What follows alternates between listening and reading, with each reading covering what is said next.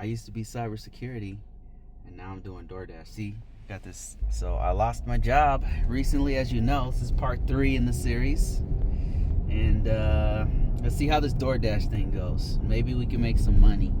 Maybe I can make money that's good enough that replaces my income for cybersecurity. My 20 years of cybersecurity experience has been replaced with DoorDash. You know what? I do have a great respect for DoorDash now I've been doing this. I'm gonna take you on a journey for our DoorDash. Are you ready? Yeah. Ready for $4 tip. $4 tip. Extra. Okay, got it. Yeah, that's it. Instructions. Leave at my door. Please don't knock. Leave at the door, please don't knock. Okay, here you go. Waiting for another DoorDash order. While I'm doing that, I'm writing some programs, working on this resume program. So how's DoorDash so far? You like it? Yeah. How's the money? Money is not good. Cold stone. DoorDash, my dog, my pills.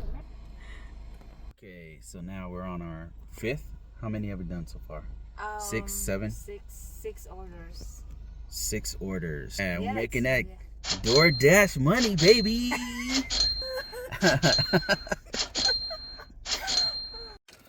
Okay, so that's the end of the DoorDash session. We made this much money. Here's the tabs right here, and yeah. Okay, so I'm still applying for jobs. This is just like a temporary, just messing around with different incomes. It's a lot less than I thought. It's a lot less than I thought. What I'm learning from DoorDash is that you should definitely tip your DoorDashers because they pretty much make all their money off tips. Wow, rude awakening. One weird thing is happening. I got one more like screener interview, a few calls from like recruiters. So it's looking good because it's the end of the fiscal year. I know it's going to take some time I won't get hired till like mid-January because I know how this works. But, and it's 2025 December right now. I got one weird call where I got an interview from an AI on a Sunday at 5 a.m., which was really strange. From the same company. I know it was real because it was the same company that had called me before.